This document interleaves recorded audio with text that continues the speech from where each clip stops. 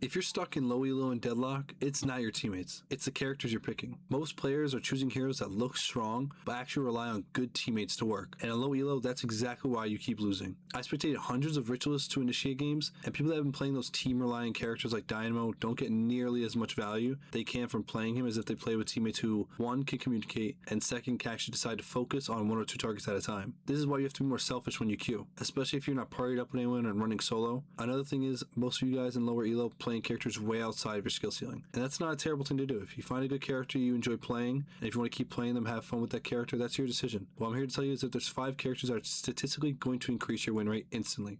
First, we're going to start off with Haze. Why is Haze so strong in low elo? Well, to start, she punishes bad positioning very hard. If you step up too far or don't have enough stamina to stop her from kiting or to escape her, you're as good as dead. She is too strong when you're out in the open, and she could freely stack her 3. Another thing that makes her unstoppable is that she does not need her teammates. If she has Vampiric and Unstoppable, which most Hazes end up building, she can wipe out the entire team and then some. Another thing is she also scales extremely well. From her ability to disappear off the map and just farm camps way faster than most heroes, most of the time if she's fed and has ult, a good Haze just sits in the enemy jungle waiting for some poor soul to go hit centers before kniving and pressing 4. The most of the Haze you'll have to deal with is in late game. You will be curse spammed if they are smart, and luckily there's an easy fix for this. Just use your 2 and then pop Unstoppable then ult. It's a very simple combo and suddenly the entire team is dead. But now I'm going to try and give you the easiest and most efficient ways to play Haze, but take this as a template on how to play your games. Every game is different, so build accordingly. And for a build, honestly, I would personally use Brazilian's Haze build. That's pretty much everything you'll need for any Haze comp you'll go against. Starting with the early game, your main goal is to not fall behind and build your eco. You should be mainly focusing on catching every wave, taking safe trades only, running your routes and staying alive. Haze is not at her strongest early at all, so forcing a fight is usually your biggest mistake. And when you fight too much, it delays your early power spike. Early game, you shouldn't be aiming to dominate. You should be looking to set up to carry it later on. Now, moving into the mid game, the main goal is to start impacting fights and building momentum. You should be focusing on taking smart fights when you're strong and rotating to help your teammates. Haze is pretty fast and hard to track. This makes her very good for a surprise gank, and especially at that 5-minute mark when buffs are up, you can make sure to hit buff, and then you can choose either to go back to your lane and help your laner, or you can actually do a surprise gank on any of the other lanes nearby. You should also be using her to pressure the walkers and lanes. Once you build Ricochet, the game becomes a million times easier. You have to pay attention on the map to the enemy jungle and when they disappear to see if they are free picks. Due to your invisibility, you can easily sneak up on them and secure isolated picks on them. Now for the late game. Your entire purpose is to absolutely nuke the enemy team. That's it. That's your entire purpose. Unfortunately, your positioning in this stage is pretty crucial, especially if they build Curse like I mentioned earlier. You want to target their carries as well as their supports like Dynamo, Wraith, Mirage. If they have support ults that can take out your entire team, make sure to build Silencer. It's one of the most underrated items. I build it literally every time I play Haze. If they're playing against Dynamo, you press 4, automatically the whole team's dead. Dynamo has no counterplay. You also want to make sure you play someone around your team. Use them as the frontliners before you go in and kill everyone. Like people like Abrams, you want to play behind Shiv, stuff like that. And just remember, you are the win con, so you have to start playing like it.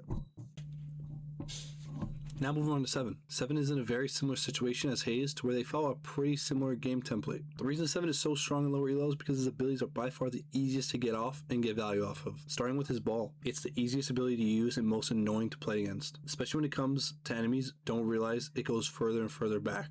His 2 is the easiest stun to hit in the game, especially when its range is 3 football fields. And his 3 is a damage amp. So while they're stunned, you're just touching the whole team. It spreads out. It's like having Tesla bullets. 7 thrives in messy fights with low coordination. Low elo fights are chaotic and usually sporadic, which gives you a beautiful ult 90% of the time. Another great thing about 7 is that he doesn't need to have the perfect coordination to be useful. Just 7 stun is more than enough help in a team fight. 7 is also hard to punish. If he steps up too far, he can get out of most situations by either ulting or using his 2 to run away. For the most part, the builds I usually go for 7 are usually the ball builds.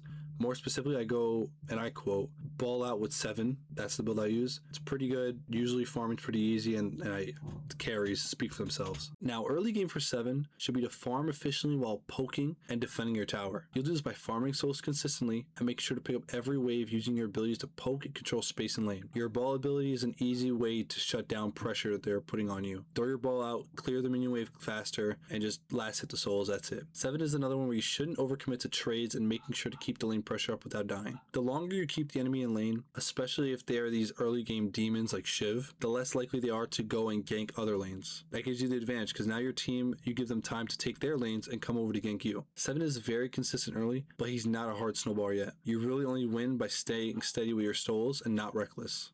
In the mid game is where you start feeling that snowball, which allows you to dominate with your abilities. You should now be farming 24/7 while also staying close to your team. Unfortunately, right now you are not 1v6ing, so you need to sit by your teammates until you become Thanos. When enemies start grouping for a fight, that's your cue to go in. Using your abilities on grouped enemies is your character's bread and butter because all of your abilities have AoE. You should not be heading in first to a fight. You are a great damage dealer, but your survivability without your ult goes significantly down when you're closer to them. Tight areas where enemies are grouped are automatic ball to 2 and then you ult.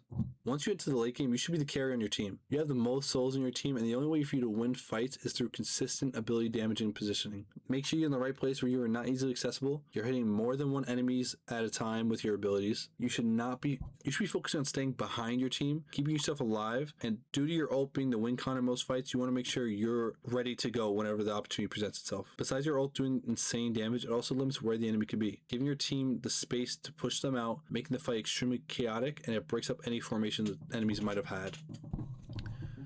We're going to talk about Abrams now. Now, Abrams is a complete 180 from the other two we talked about already, where he is going to be a frontliner and he is a very forgiving character in terms that he has very high sustain. The reason I put Abrams on this list is just he keeps getting buffed every patch, and it seems like if you play him in lower elo, he pretty much cannot be stopped. Most of the time, and I mean literally 90% of the time, they will not parry your punches. I've seen people just get heavy punch after heavy punch until they die without thinking, let me press F real quick. No, never happens, and I've seen it time and time again. They just never parry. Now, granted, this will not work very well on higher elo. You will have to bait your punches, most of the time in order to land them. But for lower elo, this will easily make you climb it to at least emissary. I've seen it. I've seen people do it time and time again. The good thing about Abrams is that you have a very simple playstyle. Your positioning doesn't matter nearly as much as it did with Haze and 7. For Abrams, I personally enjoy going a melee type build, but his spirit builds are just insane this patch. That's why I really recommend, honestly. He's just unkillable, super fast, does a lot of fucking damage. Honestly, whatever you find in that section should be more than adequate. For Abrams' early game, your tankiness will win you your lane. You have amazing healing along with your sustain from your 1. It's almost impossible to take you out, especially first 5 minutes. You should mainly work on short and favorable trades. While Abrams can sustain a drawn out fight, all of his damage can be done in one short burst. That's what you really want to keep it to. So try and keep the trade shorter and don't overextend. It's better if someone's low and can't fight you in lane than diving somebody and going 1-for-1 in the trade. At least if they're low, you can take from their jungle in front of them while they are forced to sit in a tower and farm. It also makes it easier to deny souls from them since their lane will be pushed. As an Abrams, you are naturally going to win a lot of early skirmishes because the low elo players don't respect how durable he is at all. Instead of trying to force flashy kills, use your health and pressure to slowly make the enemy lane uncomfortable. Now onto your mid game. Your presence on the map is eventually going to lead to the enemy taking missteps to keep away from your range. You should also be grouping with your team during the mid game, walking in first, absorbing the damage for your backline. You being in the front makes their carries have to reposition and scatter away, especially when you're using your ult. Another one of your jobs, while not as important as the rest, but you should also try and protect your backline. Mid game is where low elo players start taking messy fights everywhere, and Abrams thrives in it. He can survive mistakes that most heroes cannot. Late game from Abrams is all up to you now. You are the anchor for your team and decide how fights start and end. You must reposition in front of your team and only engage when you have your team backed with you. Same with the mid game, you should still be soaking in damage for your team and staying alive long enough for your main DPS to clean up. Late game fights are often decided who survives the initial burst, and because you are 90% of the time a tank, low elo players do not have great target prowess, so they're going to target you. You need to do the correct thing and focus their supports or their main DPS. You also have to make sure if you're diving on their team, you got to make sure your team is behind you. The main piece of info you should take away from Abrams is that late game, Abrams carries by being impossible to ignore. Now on to Graves. Graves is very good in low elo due to, and I mean this in the best way possible, but lack of aiming. She requires zero aiming of her abilities and of her gun, which makes her a very easy pick-up character, and right now in the recent patch she has a huge value in all of her games. She's a great 1v1 champ that can bully the enemy laner with a multitude of little minions she can summon. It absolutely overwhelms any enemy you go up against. She's also a great snowball champ. She starts off very slow, but due to her immense pressure in lane, she is very easy to overwhelm the enemy and take towers. Her split pushing is what makes her a force to be reckoned with. While other champs are fighting for mid or earn, she's usually found split pushing a lane, creating a lot of pressure doing so, and because it keeps someone off of the fight to have to stop her, as the Graves, the enemies are forced to respond to you. If they are smart, they would keep someone on that lane with you to stop you. Luckily, your character is very good in the 1v1 scenario. Playing behind your horde of summons is what is going to win you 90% of the fights. You should never be spraying someone face to face because that's 9 times out of 10, you're going to lose that fight. Just remember that low elo players do not rotate correctly. You pretty much get free value every time you split push. And for Graves, I currently love going an ult type of build with her where I just get Refresher, Echo Shah, and all my minions do the work for me. It's very cheesy, very easy. The build I use is called Mayonnaise Ult. In the early game for Graves, your main objective is to get ahead through farming and lane pressure, which will eventually lead to secured kills. In the laning phase, you should be confident in taking these 1v1 trades and try your hardest not to overstep. The hard part about Graves is that she starts off with 2 stamina. This means if you decide to play too far up, you are most likely to get punished for doing so. And on the other hand, with Graves' 2 and her ult, makes playing too far up on her an extremely poor mistake that most people in the laning phase cannot survive from. Most of the time, people disrespect her dueling power, which gives you free opportunities to build a lead fast. You don't need secured kills and forced kills every time. Just make sure you're winning in the lane economy. Over forcing all ins instead of slowly building your lead is going to be the mistake that costs you the lead and eventually the game. Now, in the mid game for Graves, instead of being in every team fight like the other characters, you're going to do a very special thing called split pushing. You're going to live on these side lanes for a while, power farming jungle on the side, while keeping pressure up on one side of the map is going to win you the game. While you're on one side, your team is most likely, and I hope, doing other things that will help your team progress. The enemy team is most likely to do one of 3 things to defend this. 1, send one person to stop you from pushing, which means you can take a very advantageous 1v1 against them and hopefully completely mop them. Then number 2, they send the entire team at you and you most likely die. Your death is not a bad thing, however. You created space on the map for your team to thrive. This will be the only person on the list that minorly relies on her team to do something in order for you to prosper. Anyways, on the last option, which is they don't do anything and you take the tower and broaden the gap in your souls. Happens a lot more than you think. They really don't respond to split pushing a lot in low elo. They'll kind of just let you have it if you sneak up on them. They don't look at map much. Now for late game, you should be using your lead to decide fights and control the map. You have to be taking smart flanks on the enemy team. When you're in big team fights, you should be using your ult and 2 to cut off enemy escape. You really shouldn't be at every single team fight like in the mid game. You should only be fighting when your pressure elsewhere isn't needed. If you are leaving the lane and you need it to be pushed out, leave your ult in one lane. Watch how you don't need to keep pushing every 5 seconds anymore. Your ult will do it for you. It's amazing. Your biggest strength is making the map impossible for the enemy to control. When they group, you pressure side lanes. If they split, you duel them. Low elo team rarely knows how to answer this correctly. Late game, you win by making every rotation feel slow to them. They can't control everywhere at once like you can.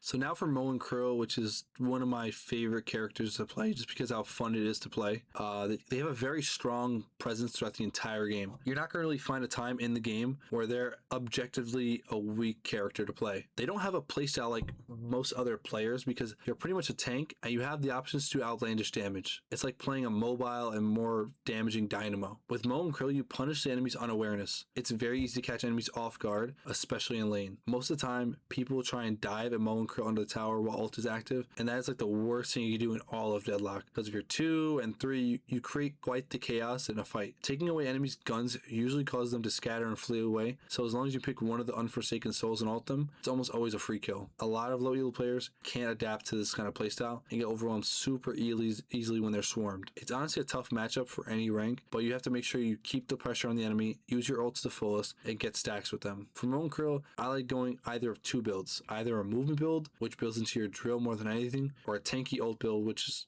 all reliable. Pretty much any of those will do the trick for you.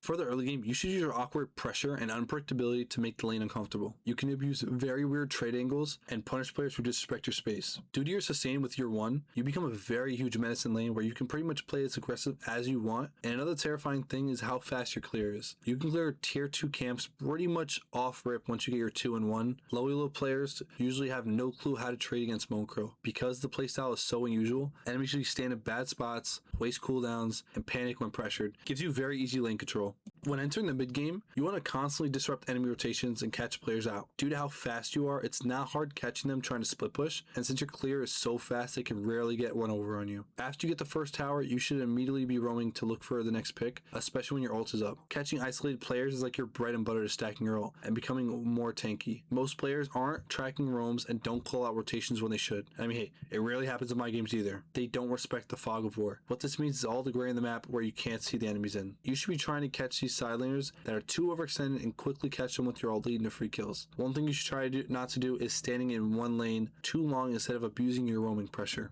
For the late game, you should be turning every enemy mistake into a free pick or advantage. You should be focusing on flanking from weird angles and punishing bad positioning. Basically, anyone who steps up to you that's a squishy should be an instant kill for you. Late game low elo players panic hard when they lose track of Krill. Because you create confusion during this time, players often overreact, misposition, waste their cooldowns, and turn around at the wrong time. This chaos alone can win you fights. One thing you should never do is running in predictably instead of abusing off-angle surprise pressure. The amount of kills you can secure with Warpstone into an ult alone is crazy.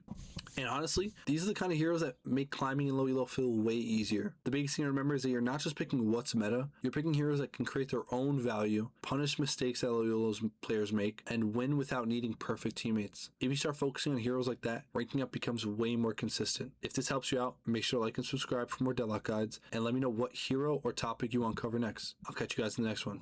Thanks.